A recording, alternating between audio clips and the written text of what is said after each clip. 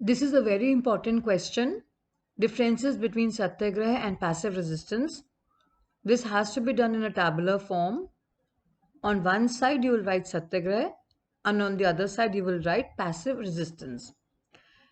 Satyagraha is made up of two words, Satya plus Agraha, which means insistence on truth.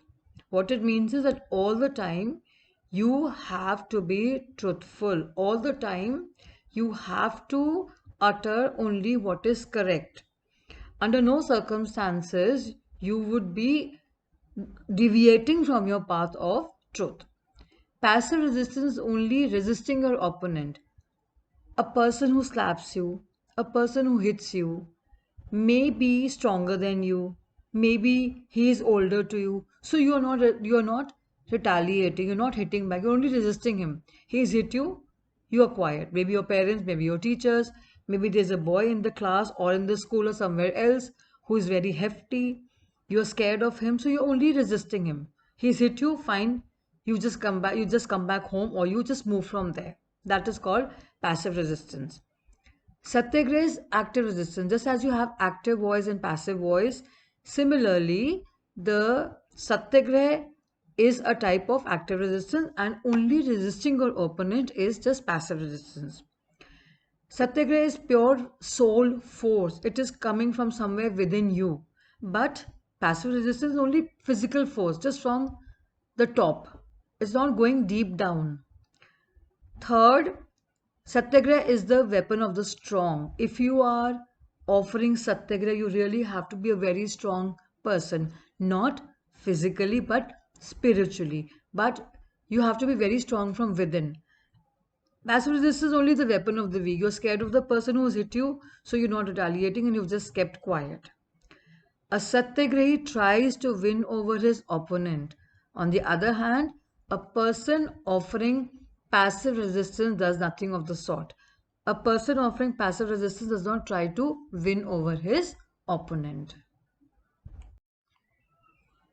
Now, class, this is an important question. The three movements of Satyagraha organized under Gandhiji's leadership. Just remember, these are three movements of Satyagraha. They're not mass movements. These were organized by him immediately after he came back to India from South Africa, and later on he organized the mass movement, that is non-cooperation, civil disobedience and Quit India movement.